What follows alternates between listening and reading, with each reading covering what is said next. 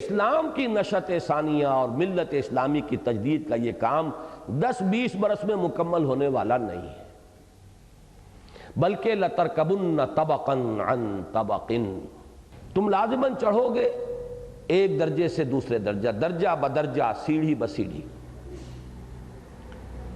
کے مصداق درجہ بدرجہ بہت سے مراتب و مراحل سے گزر کر ہی پایہ تکمیل کو پہنچے گا۔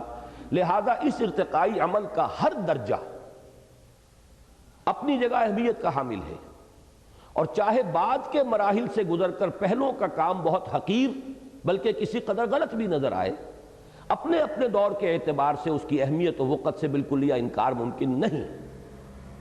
آپ سیڑھی چڑھ رہے ہو تو جب تیسری سیڑھی پر پہنچ گئے تو دوسری حقیر معلوم ہوگی آپ، لیکن یہ کہ اپنی جگہ پر دوسری سیڑھی نہ ہوتی تو آپ تیسری پہ کیسے پہنچتے؟ اور یہ درجہ بدرجہ ہوگا۔ یہ معاملہ میں نے اپنی بہت سی تقریروں میں واضح کیا ہے کہ ایک چھلانگ میں 20 برس میں یہ کام تو صرف حضور نے کیا ہے، تاریخ انسانی میں ایک ہی مرتبہ ہوا۔ اس کی کوئی توقع اپنے دل میں کوئی شخص پالتا ہے تو جنت الحمقاء میں رہتا ہے۔ اس کی مثالیں آگے آ رہی ہیں۔ وہ بہت ہی بڑے فتنے کا موجب ہو جائے گا اگر کوئی شخص سمجھتا ہے کہ یہ میری زندگی میں یہ کام ہو جانا چاہیے۔ آگے میں نے لکھا، اس کی مثالیں آ جائیں گی۔ عجلت ہوتی ہے تو اسی وجہ سے ہوتی ہے کہ میں تو اب بوڑھا ہو رہا ہوں، اب جلدی سے کوئی سیدھے راستے سے اگر سیدھی انگلیوں سے گھی نہیں نکل رہا تو اب ٹیڑھی انگلیوں سے لگا لو، بائی ہک اور بائی کروک۔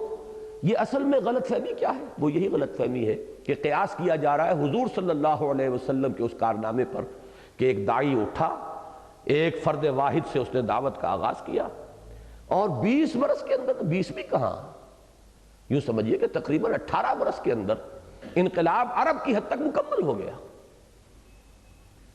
20 برس اگر کہیں گے تو وہ ہجری ہوں گے، ذرا اس میں کم کر لیجئے تو 19 برس چلیے، یوں کہہ لیجئے 12 برس مکی دور کے، 8 برس جو ہے وہ مدنی دور کے، اس لیے کہ فتح مکہ جو ہے سن 8 میں ہو گئی، فتح حنین بھی سن 8 کے اندر حاصل ہو گئی۔ اس کے بعد عرب میں اور کون سی طاقت تھی مقابلے کی؟ اب تو اذا جاء نصر اللہ والفتح ورأیت الناس یدخلون فی دین اللہ افواجا، چلیے کہ ایک لہر چل رہی ہے، قبیلے پر قبیلے، وفود پر وفود آ رہے ہیں، سر تسلیم خم کرتے ہوئے، اطاعت قبول کرتے ہوئے جا رہے ہیں۔ تو یہ کام صرف ایک مرتبہ ہوا ہے تاریخ میں۔ جو بھی اس میدان میں اب قدم رکھتا ہے اسے جان لینا چاہیے کہ یہ درجہ بدرجہ ہوگا، اور جو بھی ہم سے کنٹریبیوشن ہو جائے، اللہ کی بہت بڑی ہم پر نظر عنایت ہے کہ کچھ تھوڑا سا ہمارا بھی اس کے اندر، اس پروسیس کے اندر کوئی ہماری بھی خون پسینے سے اس پودے کی آبیاری ہو جائے تو یہ ہماری سعادت ہے۔ باقی یہ سمجھنا کہ بس ایک چھلانگ میں اور ایک لائف سپین کے اندر ہم یہ پورا مرحلہ طے کر جائیں تو یہ در حقیقت بہت بڑے فتنے کی اساس ہے۔